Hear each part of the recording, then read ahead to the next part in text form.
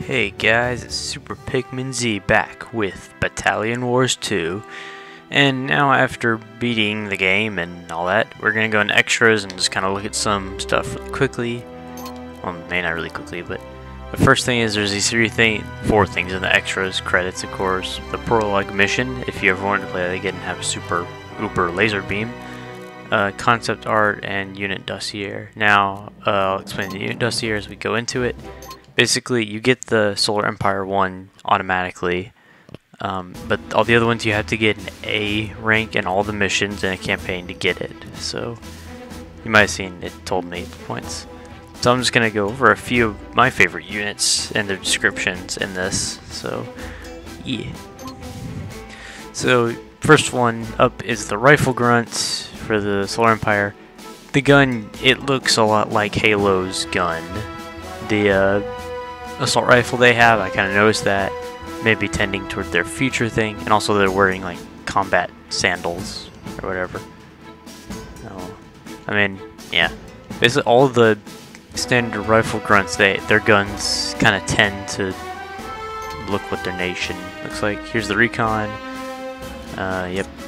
And now one is the heavy tank that we saw when we were at the Iron Legion. And then if you can read some of these too. It houses an intelligent onboard computer, and it can function by itself, but troops are put into it to make sure it can have characteristically aggressive personality check. That might be why they didn't put it for the Solar Empire, or maybe just because they didn't want to have tanks. I don't know. So next is the gunship, which these floating things basically. Jet thrusters, yeah, I guess anti-gravity array. So I was thinking that the F-35s, like, they can vertical lift off, but they really can't stay that way for too long, and that kind of uses some of the same technology. And now the fighter, it says this is the fastest jet in the world, but they have to use regular engines in regular combat. So yeah, interesting that. The battleship, one thing it mentions here is that the battleships have density of unshielded electronic equipment. Yeah, you'd think that they tried to shield it or something. I mean, yeah. Really?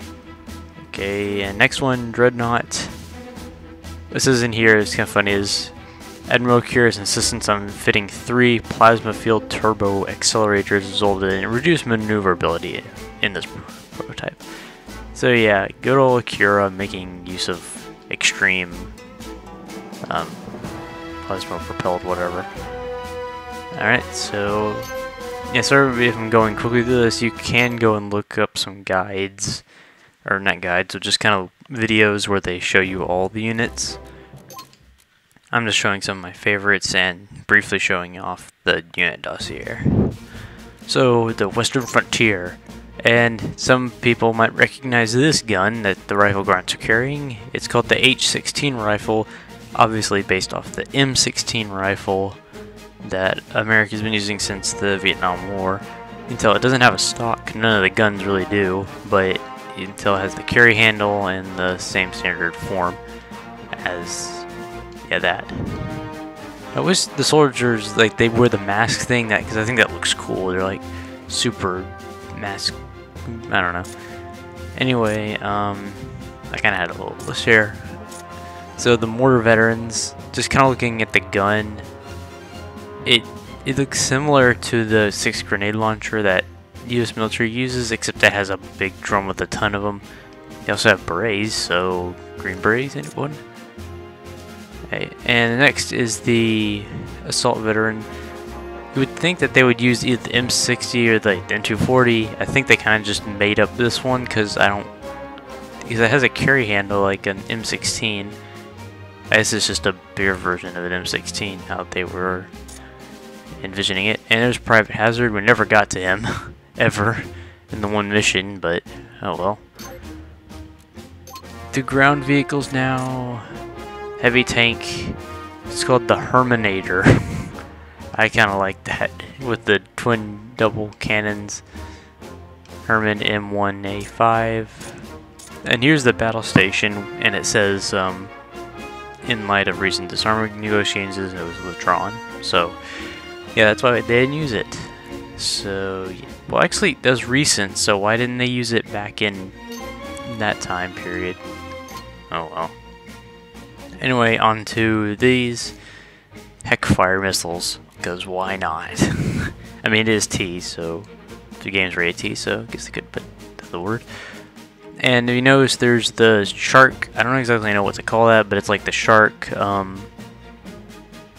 thing on the bottom of it that makes it look like a shark.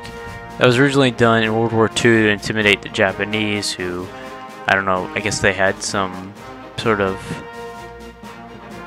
well, it might have been some superstitious belief or something that they didn't like it, so that's why they painted it. The U.S. painted it on there.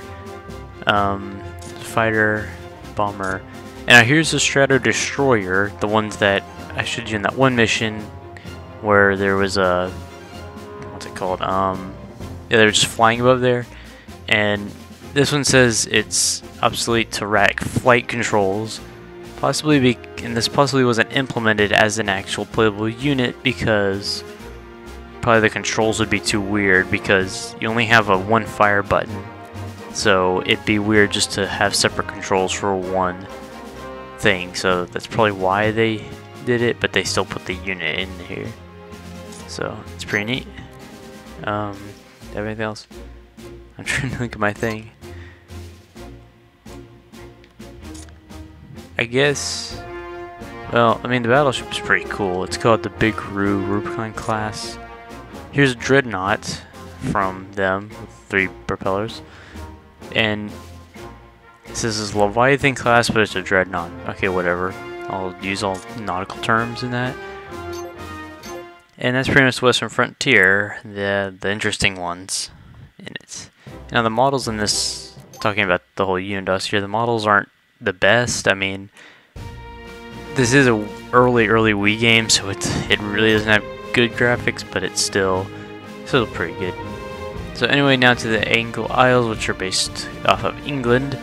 You can kind of tell this rifle, it's an older looking rifle. It doesn't really say what it is, but I'm guessing it's off of the Enfield rifle, which Britain used in World War II, actually. It still has a bayonet on it, and looks like it might be bolt action. So, yeah, older rifle, and kind of symbolizing that they have older technologies. And so on the Flame Veteran here, it even says bag and pipe propellant system, so these are based off of bagpipes, which I thought was kind of funny. It would be cool though if they actually made them like play bagpipe sounds whenever you shot them. That'd be kind of cool. Now here we go to the Assault Veteran, where this gun is based off of the Bren. This is called the 44 Grunt gun, but this is based off of the Bren light machine gun used by the British, again in World War II, because it was one of the few ones to have a magazine on the top. Yeah, and if you're wondering how I know all this stuff, it's because, well, I like guns and stuff, so that's why. And here's the fighter thing. It even says that Commander Pierce has a weekly column for the airplane, and it's the most recognized airplane in the world. Yeah, it kind of is. It's like a streamlined, modern propeller plane. It's actually interesting design. I don't know if it would actually work, probably wouldn't, but... And here, they even talk about the giant wheel on the bottom of these things that I mentioned. Considered bad taste in Angle Air Force circles, talk about that. Yep. Yeah, Angle Isles is kind of boring. I mean, their units are pretty boring when it comes to all that. So now we get into the Tundra Territories, which has some of my favorite units, and of course, favorite music. It's like dramatic. You always get the Russian vibe from this. So here, KA-57G, I wonder what that's supposed to be. In case you've never heard of it. It's based off of the AK-47, which is like one of the most mass-produced rifles ever in the world. I mean, it looks just like one.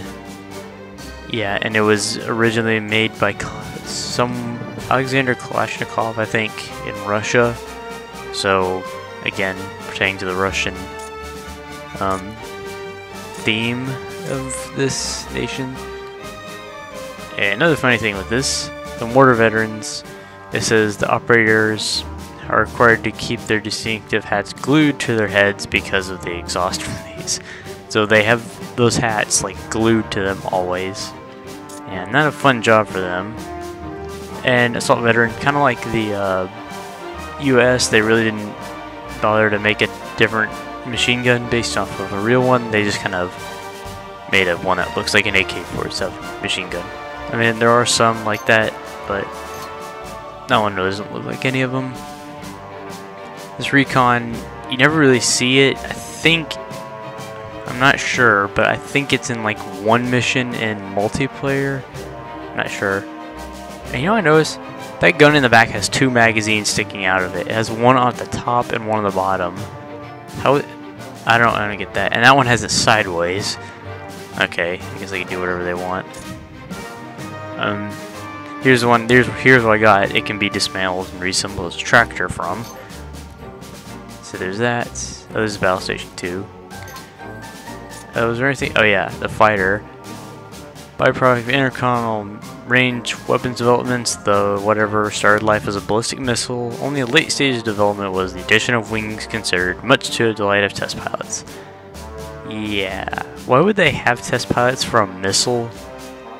And yeah, just not smart. This bomber, it was superseded by Strato destroyers. I would think this would actually be almost on par with them, though. I mean, you can't argue with what the game actually says, but oh well. And now we go to one of the last units, the battleship. This Gorgigrad class battleship is officially recorded as 30,000 turnips, the vegetable being a standard unit of nautical measurement. Turnips, huh? Actually, 30,000 turnips would be a lot. But of course, they're varying sizes because they're like vegetables, so whatever. Yeah, turnip-based society, I guess, or agricultural, whatever. I ramble too much in this. Anyway, concept art. You have to get all S ranks to get this, so I don't even know if there's going to be any videos on this. There probably is. But I'll go ahead and just show off a little bit of the solar empires, go into full screen mode. Just showing some of the temples, bases, that Honshu place, more of those. They have laser cannons off of ancient structures. Well, I guess they can mix it. This one's called the Great Wall, so again based off China and Japan a little bit, because see those flag things again.